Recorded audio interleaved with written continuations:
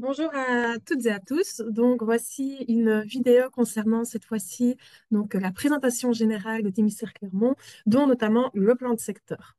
Ici, vous avez donc la table des matières qui reprend donc tous les chapitres de l'analyse contextuelle, du rapport écrit, du schéma de développement communal. Et cette vidéo va donc traiter la présentation générale du territoire et le plan de secteur.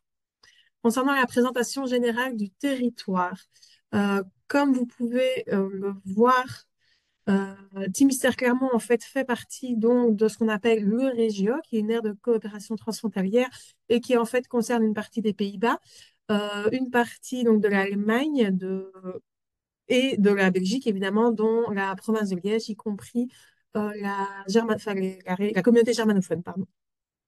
Timister Clermont en fait jouit d'une excellente accessibilité routière via évidemment la présence de la E40 et des bretelles d'autoroute directement sur les territoires, mais aussi du réseau régional grâce à la N3 et la N648. Par contre, les alternatives justement à la voiture sont, elles, peu développées. Il en ressort donc une motorisation des ménages qui est assez forte. Notons toutefois, à contrario, que Timister Clermont dispose de Ravel qui est très structurant, qui est la ligne 38. Et la commune, en fait, est très ancrée en province de Liège. C'est une commune qui est assez attractive, notamment pour son cadre de vie agréable, évidemment grâce aussi à son excellente accessibilité routière, mais aussi grâce à ses possibilités d'emploi, notamment grâce donc au parc d'activités économiques des Plaines, qui se situe dans le sud du territoire. En termes d'habitude d'achat, il s'avère que Timister Clermont est plutôt tourné vers les grandes polarités de Verviers de Liège. Mais si on zoome un peu, évidemment, Aubert, Herve, Bâtisse, ainsi que Walkenrad et dans une certaine mesure Eupen, sont évidemment des polarités qui sont assez intéressantes pour les Timister Clermontois. Et notons également donc, que Timister fait partie du pays de Herve et donc du GAL pays de Herve également. L'identité de la commune y est fortement liée. Et concernant enfin les communes limitrophes, il s'agit de Herve, Walkenrad et Dizon. Et donc, Timister est composé de 5 villages, pardon, dont Timister en tant que tel est le village principal, aussi bien en termes de population que de services et équipements.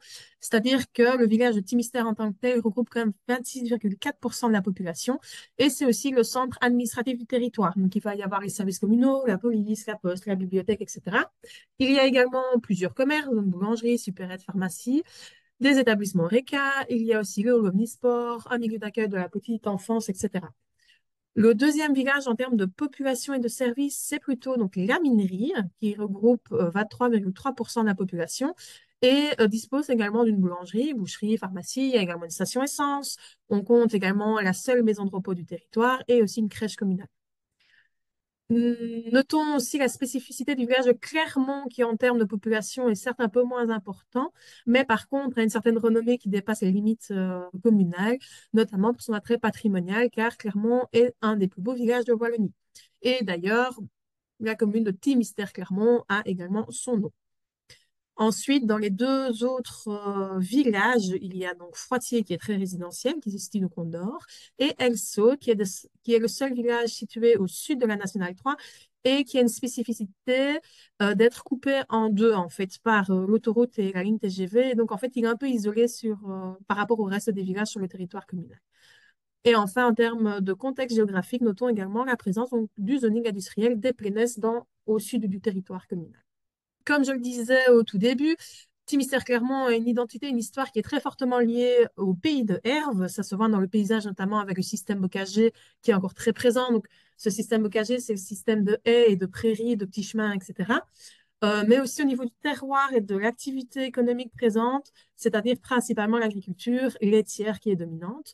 Et en termes de terroir, ben donc, il y a quand même le sirop, le fromage, mais aussi le cidre à l'époque.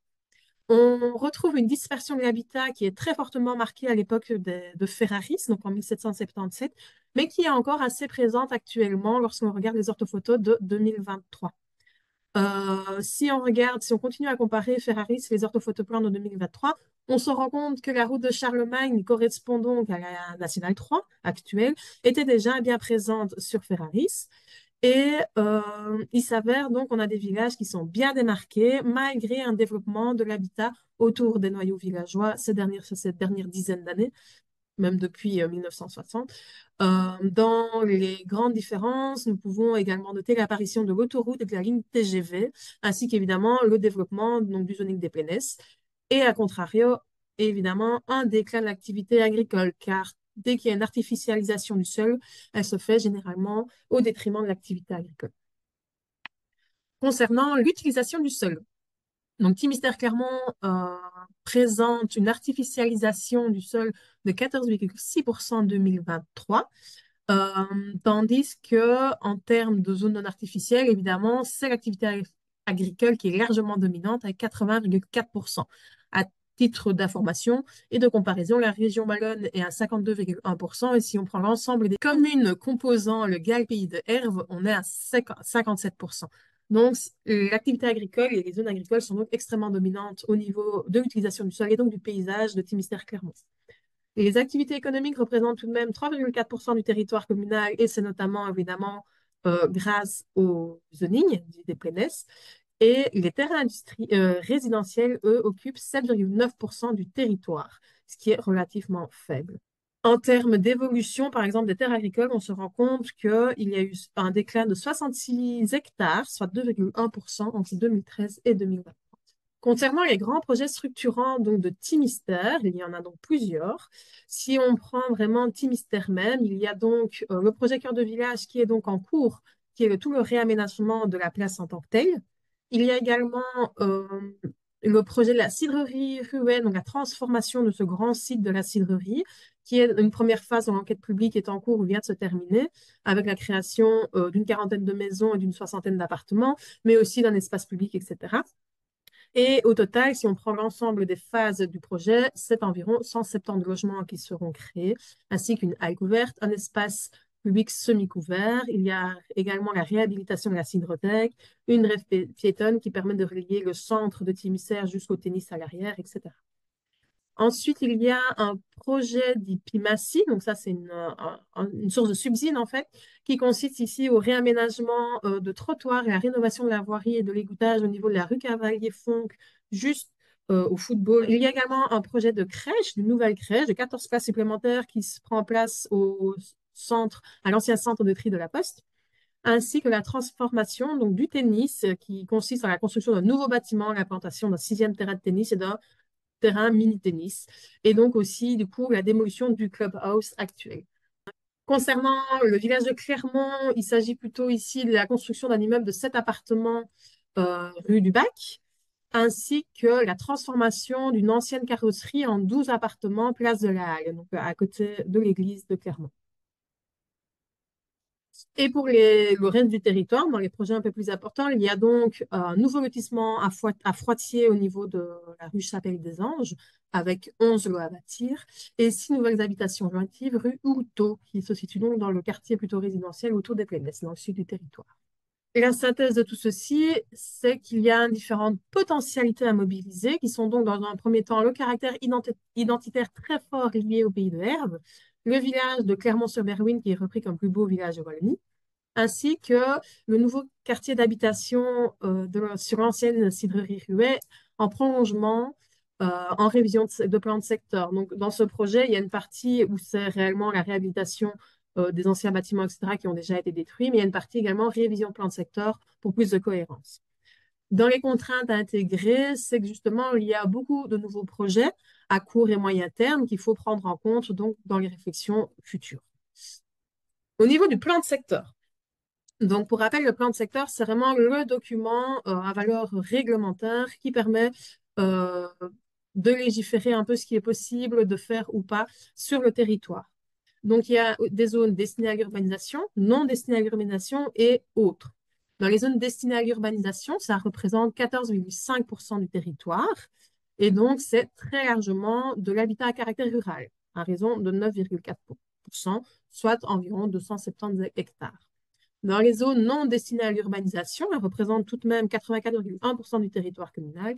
Et ici, c'est la zone agricole qui est très largement dominante avec 83,6%, ce qui représente un peu moins de 2400 hectares sur le territoire communal. Et dans les zones autres, il y a les plans d'eau et les zones blanches, donc ce sont les zones qui ne correspondent pas à grand-chose. Mais surtout, ici à Timistère, ce sont les zones d'aménagement communal concerté, qu'on appelle les ZAC, qui représentent presque 1% du territoire, soit 25 hectares. On y reviendra plus tard, mais ces ZAC, justement, se situent toutes à la minerie. Et en fait, ce sont des zones dont l'affectation n'est pas encore définie et peut prendre différentes formes en fonction des besoins de la commune. Donc, voici le plan de secteur dans son ensemble que vous pouvez voir. Donc, comme je l'expliquais tout à l'heure, enfin, comme je viens de l'expliquer, tout ce qui est en jaune en tant que tel, donc ce sont les zones agricoles. Donc, on voit bien largement la dominance de la zone agricole sur les territoires. Et les hachurées rouges et blanches correspondent donc à la zone d'habitat à caractère rural. La zone ici au sud, en mauve, correspond en fait très largement au zoning des plaines. Donc, les zones d'habitat à caractère rural forment les différents noyaux villageois en fait, du territoire. Et donc, comme je le disais, sont de 9,4%. C'est assez rare d'avoir que de la zone d'habitat à caractère rural. En général, il y a de la zone d'habitat également. Ici, ce n'est pas le cas. Donc, c'est la preuve aussi que Timistère est une commune avec un caractère rural assez important. Il y a également ce qu'on appelle des zones de loisirs. Donc là, on a 6,8 hectares, donc 0,2%. Il y en a deux. La principale se situe entre Timistère et la minerie et correspond en fait en partie au club Royal Espoir Minois, donc le club de foot, mais aussi à une petite activité économique qui est également présente, mais aussi donc au parcours de santé Tiers des Oies, qui se situe donc dans la partie centrale. La deuxième zone de loisirs, qui est située tout au nord du territoire, en fait, est plutôt à reliquat, une plus vaste zone qui est sur le territoire d'Aubert. Pour ce qui est des zones d'activité économique, il y a deux sortes d'activités économiques. Donc, il y a l'activité économique mixte, pardon, qui est représentée en mauve clair. Donc, c'est les zones 1 et 2. Ces deux zones correspondent, en fait, la numéro 1 à tout ce qui est à l'industrie baguette, pardon. Et la numéro 2, bah, c'est justement l'ancienne cidrerie Ruée. Donc, à terme, ce ne sera plus de la zone d'activité économique mixte, mais plutôt de la zone d'habitat, notamment. La troisième zone, qui est une zone d'activité économique industrielle, correspond quant à elle donc au parc économique des Plaines qui est géré par SPI. Cette zone d'activité industrielle représente tout de même presque 130 hectares sur le territoire communal. On revient donc sur les zones d'aménagement communal concerté, donc les ZAC.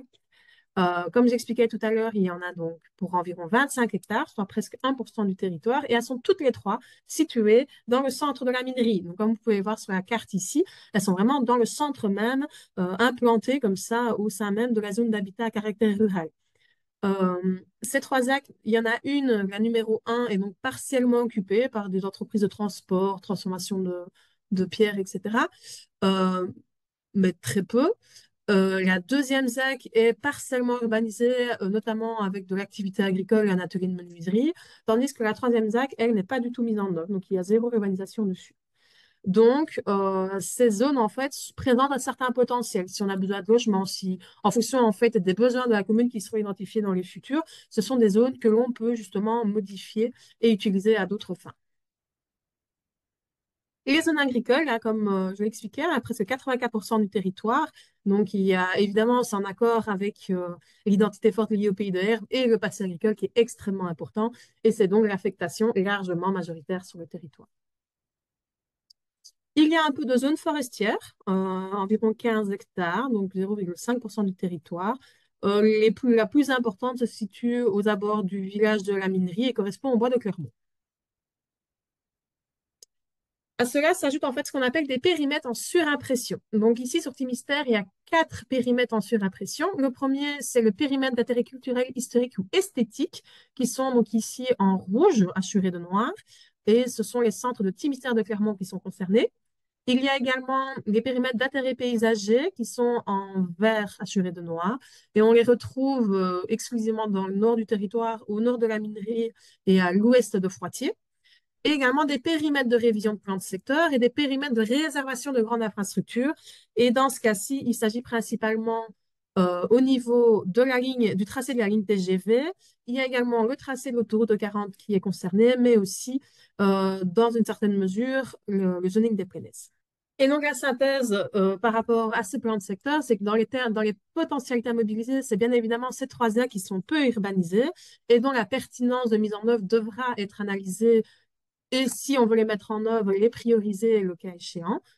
Et ensuite, la conservation des zones agricoles et le respect des périmètres d'intérêt paysager comme limite à l'urbanisation des villages de Timistère-Clermont. C'est-à-dire que pour justement préserver l'identité du territoire en tant que tel, évidemment, il faut prendre en compte ce passé historique assez important au niveau de la zone agricole et donc du passé agricole, mais aussi de l'intérêt paysager qui est très important sur Timistère.